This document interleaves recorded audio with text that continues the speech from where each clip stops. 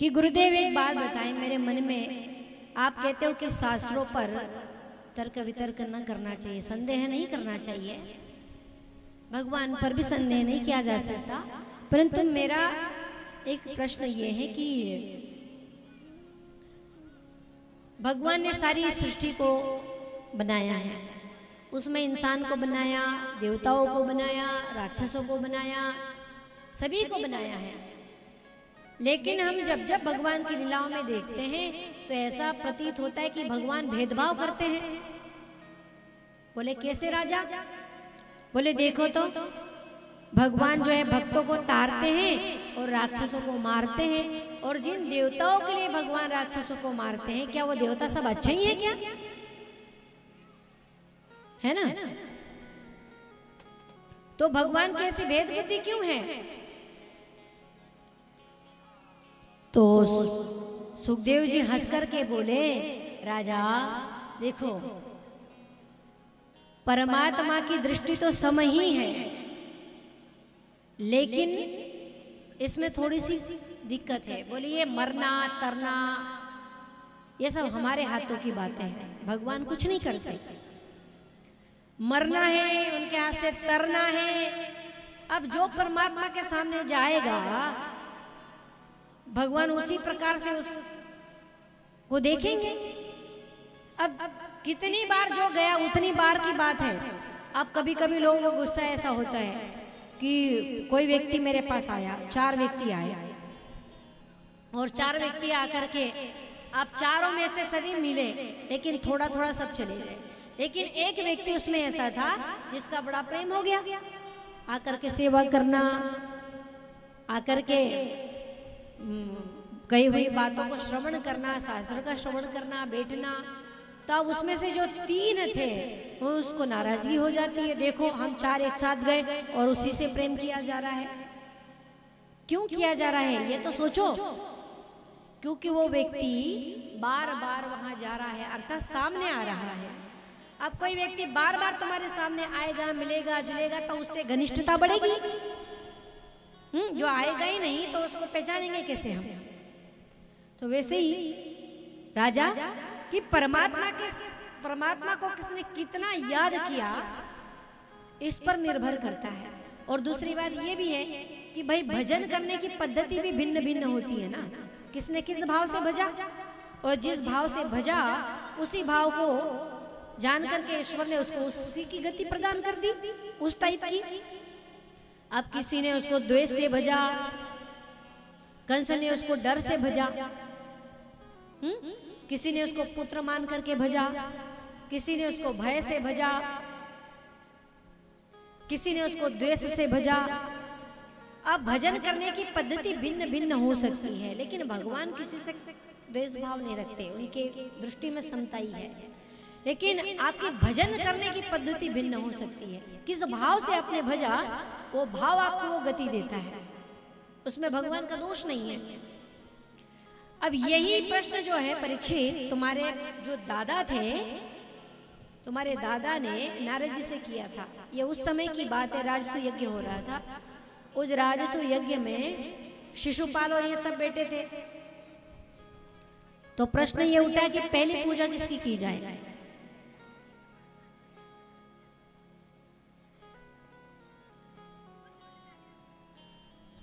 प्रेम से कही जय श्री राधे। इन बच्चियों को थोड़ा शांत करा दो।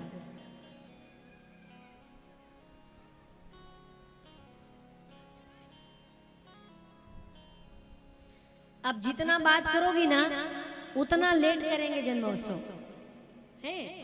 6 बजे छोड़ेंगे, 6 बजे। प्रेम से कहिए जय श्री राधे।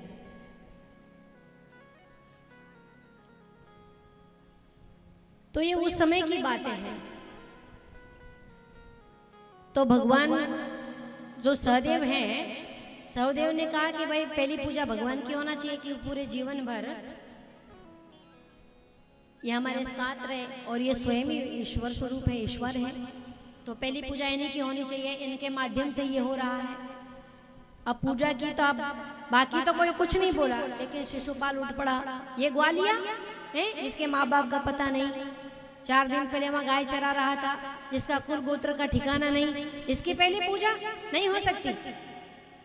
इतनी गालियां देना शुरू कर दी उसने भगवान को, इतना बड़बड़ाया, इतना बड़बड़ाया, गुस्सा आया पांडवों को, लेकिन भगवान ने कहा तुम रहने दो, इसकी माँ को मैंने वचन दिया था कि ये जिस दिन मुझे 100 गाली देगा उस दिन इसका सर धड़ से अलग कर दूंगा, इसलिए तुम शांत रहो, कुछ न बोलो। पर वो इतना बड़बड़ाने लगा, इतना भगवान को गालियां देने लगा। जैसे ही 99 गाली हुई, भगवान ने कहा सावधान शिशुपाल, अरे तू मुझे क्या मारेगा। जैसे 100वीं गाली दी, सुदर्शन चक्र से गर्दन उड़ा दी, धड़ से अलग कर दिया। अब शिशुपाल को मार दिया, ये तो बात अलग है, लेकिन आश्चर्य की बात तो ये हुई परीक्षित कि शिशुपाल के शरीर से आत्मज्योति निकली, भगवान की उसने परिक्रमा लगाई और भगवान के स्वरूप में समा गई, सायुज्य मुक्ति उसको प्रदान कर दी भगवान ने। है? ये प्रश्न तुम्हारे दादा ने पूछा कि नारद जी, ये शिशुपाल भगवान को रोज 99 गाली तो अकारण देता था और भगवान को गाली दिए बिना पानी नहीं पीता था ये। हाँ? ऐसे पापी को तो नरक में सड़ना चाहिए, फिर इससे नरक में जाने की बजाय ये तो भगवान के स्वरूप में समा गया, इसको सायुज्य मुक्ति मिल गई कैसे?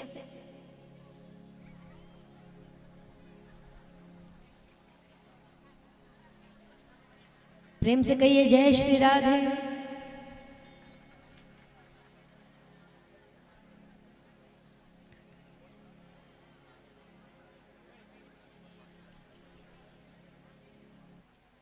शांत रहिए।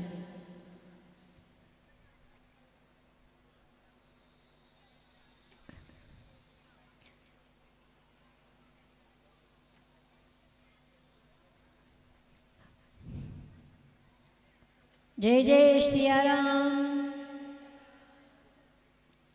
तो सायुज्य मुक्ति उसे प्राप्त हुई, तो कैसे? तो हिरण्यकश्यप की कथा सुनाई कि देखो राजन, तुम ये समझते हो कि शिशुपाल का एक ही जन्म का भगवान की शत्रुता है, तो ये गलत है भाई। बोले भगवान से ये शिशुपाल की 3 जन्मों की शत्रुता है। पहले ये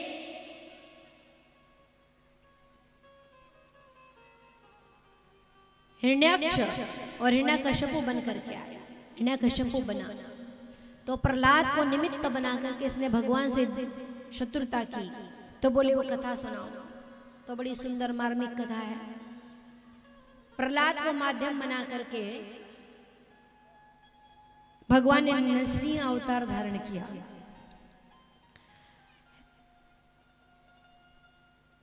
हिरण्याक्ष को जब मारा, कल हमने कथा सुनी थी, तो हिरण्यकश्यप का भाई, उसको बड़ा क्रोध आया, तपस्या की, ब्रह्मा जी से वरदान मां प्राप्त किया कि मैं किसी से नहीं मरूं, अंदर नहीं मरूं, बाहर नहीं मरूं, ऊपर नहीं, नीचे नहीं, किसी तरह से मेरी मृत्यु ना हो। वरदान पाकर के जब आया तो इसके 4 पुत्र थे, 3 को तो देवताओं ने मार डाला, 1 था गर्भ में। तो कयादु को देवराज इंद्र जब ले जा रहा था तो नारद जी ने उसको रोका, भाई कहाँ जा रहा है? तो इसको लेकर के बोले इसके गर्भ में जो बालक है इसको भी हम मार देंगे। नारद जी ने कहा ऐसा घोर पाप कभी न करना, अरे ये नारी गर्भवती है, इसके गर्भ में जो बालक है वो परम भक्त है। तो गर्भ में वो बालक और इधर हिरण्यकश्यप तपस्या कर रहा था, उस समय की ये बात है। तो अपने आश्रम में लेकर के गए, गर्भ में जो शिशु है।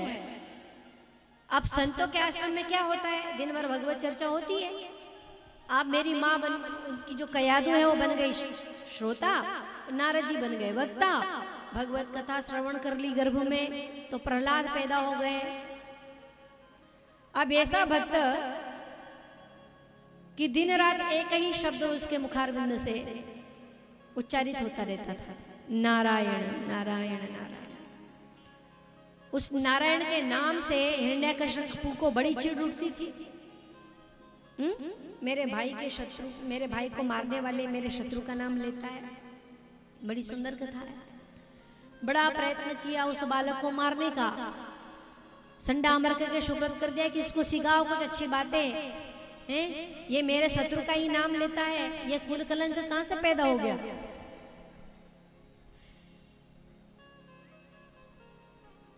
लेकिन प्रहलाद के स्वभाव में कोई परिवर्तन नहीं है, क्योंकि जिसके नस नस में हरि नाम बस जाए फिर वो बाहर निकलना बड़ा मुश्किल हो जाता है। जैसे किसी शराबी को शराब पीने की आदत हो जाती है तो वो पागल हो जाता है, नहीं मिलती तो। उसी प्रकार हरि नाम की शराब पियो ना जी, तो वो तो लीवर सड़ाती नहीं है ना, शरीर गलाती नहीं। ये भगवान के नाम की जो है ना मदिरा, उसे पियो। बाहर की मदिरा पीने से तो सड़ जाते हैं। जो सड़ाती है, जो रुलाती है, जो बर्बाद कर देती है, वो है शराब। लेकिन प्रभु नाम की जो शराब पी लेता है ना भैया, उसका शरीर, उसका अंतःकरण वो दिव्य हो जाता है। तो ऐसे ही प्रहलाद जी महाराज है, उसको नशा चढ़ा हुआ है नारायण के नाम का। तो अनंत प्रयत्न किए उस बालक को मारने के, लेकिन हरि नाम का आश्रय जो ले लेता है उसके आगे तो काल भी हार जाता है। जैसे ध्रुव ने काल के सिर पर पैर रख करके अपने ध्रुव लोक को गए थे, उसी प्रकार जो आश्रय ले लेता है नाम का, ईश्वर के नाम का, उसका काल भी कुछ नहीं बिगाड़ सकता। अभी अभी हमने कथा सुनी थी अजामिल की। तो नाम का